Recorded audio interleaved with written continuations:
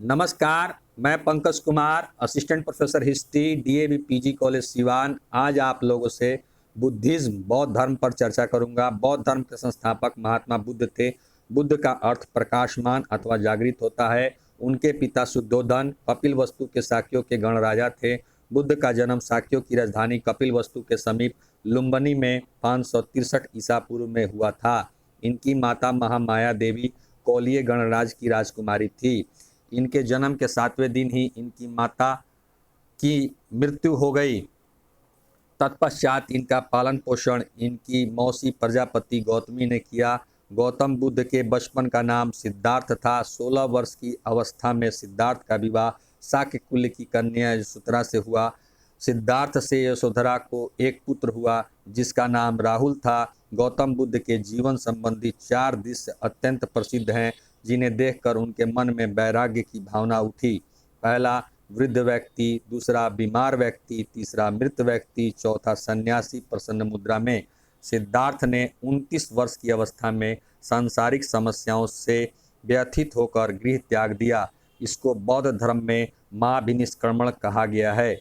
बुद्ध सर्वप्रथम अनुपीय नामक आम्र उद्यान में कुछ दिन रुके। वैशाली के समीप उनकी मुलाकात सांख्य दर्शन के दार्शनिक अलार कलाम तथा राजगिरी के समीप धर्माचार्य रुद्रक रामपुत्र से हुई।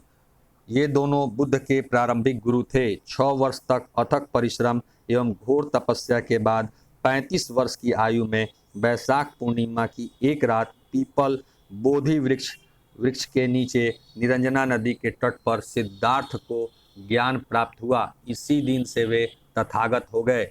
ज्ञान की प्राप्ति के बाद गौतम बुद्ध के नाम से प्रसिद्ध हुए। धर्म चक्र परिवर्तन पूर्ववेला वर्तमान बोध गया से बुद्ध सारनाथ, ऋषि पत्तनम या मृगदाव आए। यहाँ पर 5 ब्राह्मण सन्यासियों को अपना प्रथम उपदेश दिया जिसे बौद्ध ग्रंथों में धर्म चक्र परिवर्तन के नाम से जाना जाता है। बुद्ध ने सर्वप्रथम तपस्सु एवं भल्लिक नामक 2 शूद्रों को बौद्ध धर्म का अनुयायी बनाया। बुद्ध के राजगृह पहुंचने पर बिंबिसार ने उनका स्वागत किया और वेणुवन विहार दान में दिया। राजगृह में ही सारिपुत्र, महामोदगलायन, उपाली, अभय आदि इनके शिष्य बने।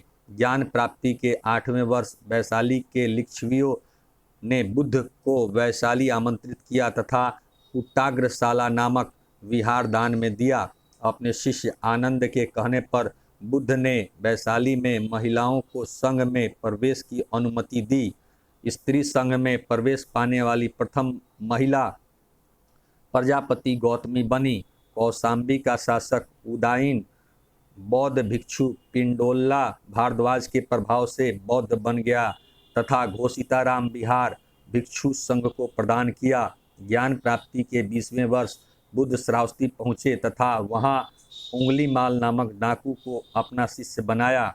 महापरिनिर्वाण महात्मा बुद्ध अपने जीवन के अंतिम पड़ाव में हिरण्यवती नदी के तट पर अपने शिष्य चुंद के यहाँ शुक्र माधव भोज्य सामग्री खाई और अतिसार रोग से पीड़ित हो गए। यहीं पर 483 ईसा पूर्व में 80 वर्ष की आयु में इनकी मृत्यु हो गई। इसे बौद्ध परंपरा में महापरिनिर्वाण के नाम से जाना जाता है। मृत्यु के पूर्व कुशीनारा के परिवारजक सुभद्र को उन्होंने अपना अंतिम उपदेश दिया। महापरिनिर्वाण के बाद बुद्ध के अस्थि अवशेष को 8 जगह मगध, वैशाली, कपिलवस्तु, अल्लकप, रामग्राम, पावा, कुशीनारा और वेथाद्वीप भेजा गया।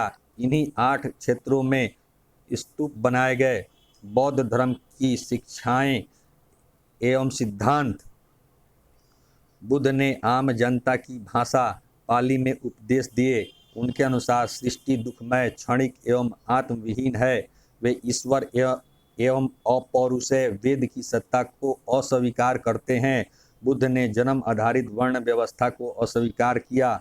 बुद्ध ने प्रतीत समुत्पाद को संपूर्ण जगत पर लागू किया। महात्मा बुद्ध के अनुसार एक वस्तु के विनाश के पश्चात दूसरे की उत्पत्ति होती है। प्रत्येक घटना के पीछे कार्य कारण का संबंध है।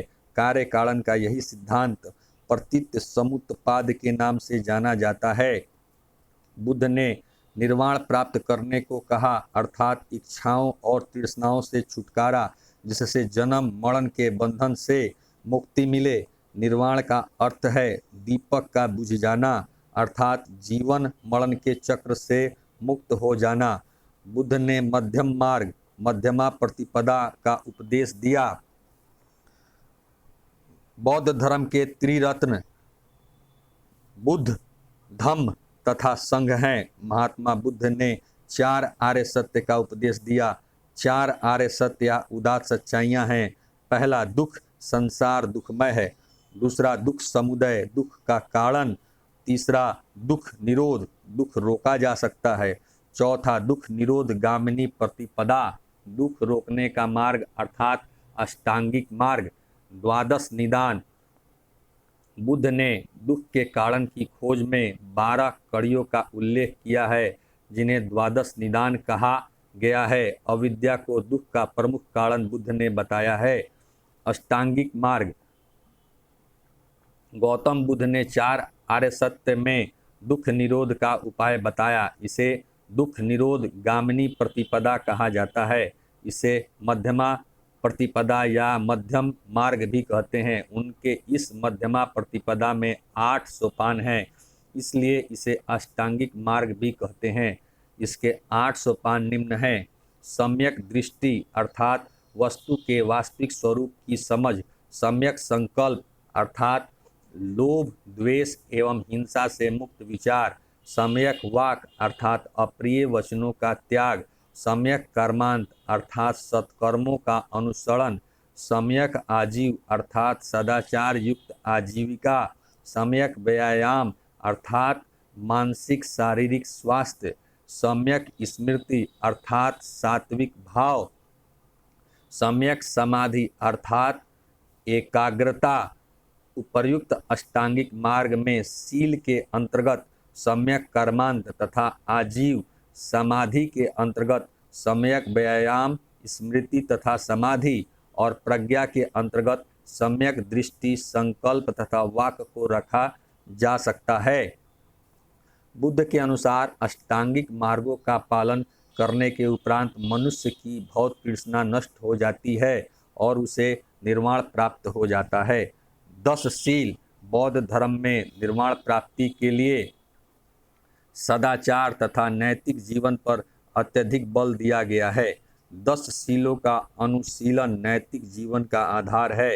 इन 10 शीलों को शिक्षा पद भी कहा गया है। ये हैं अहिंसा, सत्य, अस्तेय अर्थात चोरी न करना, अपरिग्रह अर्थात किसी प्रकार की संपत्ति न रखना, मद्य सेवन न करना, असमय भोजन न करना, सुखप्रद बिस्तर पर न सोना, आभूषणों का त्याग, स्त्रियों से दूर रहना अर्थात ब्रह्मचर्य, व्यभिचार से दूर रहना। बौद्ध दर्शन की मुख्य विशेषताएं हैं अनीश्वरवाद, ईश्वरीय सत्ता में विश्वास नहीं। शून्यतावाद, संसार की समस्त वस्तुएं या पदार्थ सत्ताहीन हैं। अनात्मवाद, आत्मचेतना पर सर्वाधिक बल। क्षणिकवाद, संसार में कोई भी चीज स्थिर नहीं। बौद्ध दर्शन का केंद्रीय सिद्धांत प्रतीत समुत्पाद है, जिसके अनुसार प्रत्येक घटना के पीछे कोई कारण अवश्य होता है। बुद्ध पुनर्जन्म तथा कर्म फल में विश्वास करते थे। बुद्ध ने यज्ञ, कर्म कांड तथा पशु बलि का विरोध किया तथा ब्राह्मणों की श्रेष्ठता को नहीं माना। बुद्ध ने सूदखोरी को सम्मानित व्यवसाय माना तथा इसे मान्यता प्रदान किया। बौद्ध संघ एवं कार्य प्रणाली, संघ में प्रविष्ट होने को उपसंपदा कहा जाता था। संघ की सदस्यता लेने वालों को पहले श्रमण का दर्जा मिलता था और 10 वर्षों के बाद जब उसकी योग्यता स्वीकृत हो जाती थी तब उसे भिक्षु का दर्जा मिलता था। संघ में अल्पवयस्क, चोर, हत्यारा, ऋणी व्यक्ति, दास तथा रोगी व्यक्ति का प्रवेश वर्जित था। बौद्ध संघ की संरचना गणतंत्र प्रणाली पर आधारित थी, बौद्ध संघ का दरवाजा हर जातियों के लिए खुला था। अतः बौद्ध धर्म ने वर्ण व्यवस्था एवं जाति प्रथा का विरोध किया। संघ की सभा में प्रस्ताव नति का पाठ होता था। प्रस्ताव पाठ को अनुशासन कहा जाता था। सभा की वैध कार्रवाई के लिए न्यूनतम संख्या कोरम 20 थी। प्रत्येक 15वें दिन पूर्णिमा या अमावस्या को सायं उपोषथ नामक सभा होती थी, जिसमें पातिमोक्ष का पाठ किया जाता था। पातिमोक्ष विनय पिटक की मठ संबंधी सूची है, जिसमें 226 प्रकार के अपराधों और उनके प्रायश्चित करने की सूची दी गई है। इस सभा में प्रत्येक सदस्य इसके माध्यम से स्वयं नियमों का उल्लंघन को स्वीकार करता था। गंभीर अपराध पर वयस्कों एवं वृद्धों की समिति विचार करती थी और सदस्यों को प्रायश्चित करने या संघ से निकालने की आज्ञा देती थी। वर्षा ऋतु के दौरान मठों में प्रवास के समय भिक्षुओं द्वारा अपराध स्वीकारोक्ति समारोह पौरन कहलाता था। बौद्धों के लिए महीने के 4 दिन अमावस्या, पूर्णिमा और 2 चतुर्थी दिवस उपवास के दिन होते थे। बौद्धों का सबसे पवित्र तथा महत्वपूर्ण दिन या त्यौहार बैसाख की पूर्णिमा है, जिसे बुद्ध पूर्णिमा भी कहा जाता है। इस दिन का अत्यधिक महत्व है क्योंकि इसी दिन बुद्ध का जन्म, ज्ञान की प्राप्ति एवं महापरिनिर्वाण की प्राप्ति हुई। बौद्ध धर्म के अनुयायी 2 वर्गों में विभाजित थे, भिक्षु एवं भिक्षुणी तथा उपासक एवं उपासिकाएं। गृहस्थ जीवन में रहकर बौद्ध धर्म मानने वाले लोगों को उपासक कहा जाता था। बौद्ध संगतियां। बौद्ध धर्म का प्रचार प्रसार करने के लिए 4 बौद्ध संगतियों का आयोजन किया गया। प्रथम बौद्ध संगति बुद्ध की मृत्यु के तत्काल बाद अर्थात 483 ईसा पूर्व में अजातशत्रु के शासनकाल में राजगृह की सप्तपर्णी गुफा में आयोजित किया गया। इस संगति की अध्यक्षता महाकश्यप ने की। इस संगति में बुद्ध की शिक्षाओं का सूत पिटक संकलन आनंद द्वारा तथा विनय पिटक संकलन उपाली द्वारा में संकलन किया गया। द्वितीय बौद्ध संगति बुद्ध की मृत्यु के 100 वर्ष पश्चात अर्थात 383 ईसा पूर्व में कालाशोक के शासनकाल में वैशाली में आयोजित किया गया। इस संगति की अध्यक्षता सब्बाकामी या सर्वकामी ने की।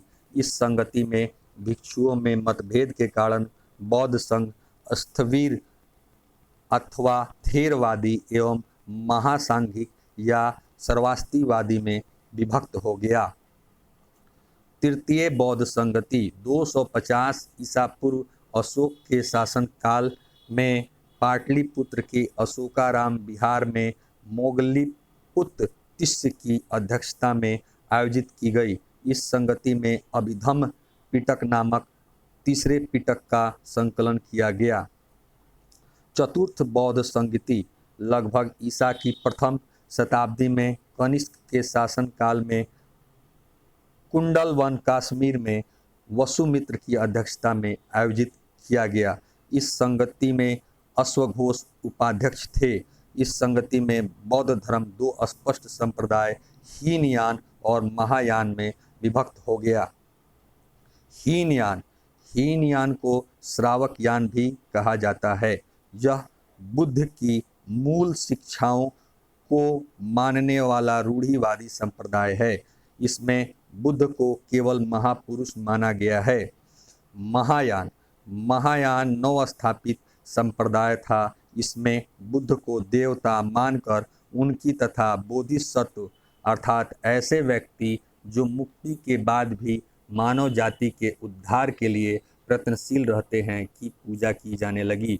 महायान को बोधिसत्व यान भी कहते हैं। गृहस्थ व्यक्ति भी महायान के अनुयायी हो सकते हैं।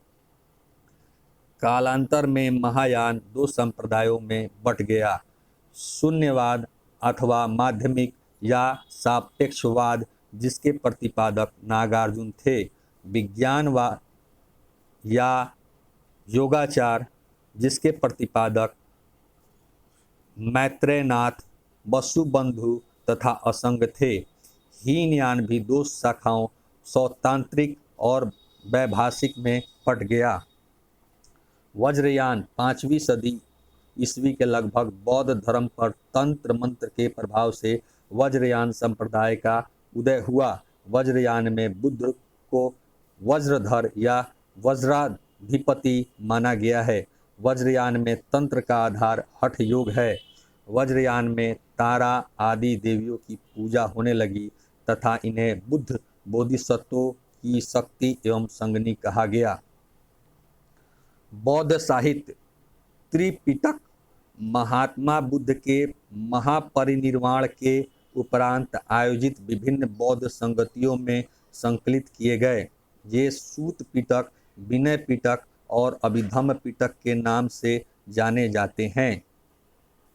सूत पिटक यह आनंद द्वारा रचित महात्मा बुद्ध के शिक्षाओं का संग्रह है। सूत पिटक के 5 निकाय संग्रह हैं: दीघ निकाय, मध्यम निकाय, संयुक्त निकाय, अंगुत्तर निकाय और खुद्दक निकाय। विनय पिटक यह उपालि द्वारा रचित भिक्षु भिक्षुणियों द्वारा पालन किए जाने वाले नियमों का संग्रह है। इसके निम्न भाग हैं: पातिमोक्ष या प्रतिमोक्ष, सूत विभंग, खंदक और परिवार। अभिधम्म पिटक यह तृतीय संगति के दौरान मोगलीपुत्र तिस्य द्वारा रचित बौद्ध दर्शन की चर्चा का संकलन है। इसके अंतर्गत धम्म संगणी, विभंग, धातु कथा, पुगल पुंजत, कथावत्थु, यमक तथा पट्टठान आते हैं। त्रिपिटक के अतिरिक्त कुछ अन्य बौद्ध ग्रंथ भी पाली में लिखे गए हैं। ये हैं मिलिंद पन्हो, दीपवंश, महावंश एवं जातक कथाएं। संस्कृत में लिखे गए प्रमुख बौद्ध ग्रंथ हैं बुद्ध चरित्र, सौंदरानंद, सारीपुत्र प्रकरण, वज्रसूची, महावस्तु, विशुद्धिमग्ग, अभिधम्म कोश। ललित विस्तार संस्कृत में लिखित महायान का प्राचीनतम ग्रंथ है। ललित विस्तार बुद्ध के जीवन की सुवर्णित गाथा है। धन्यवाद।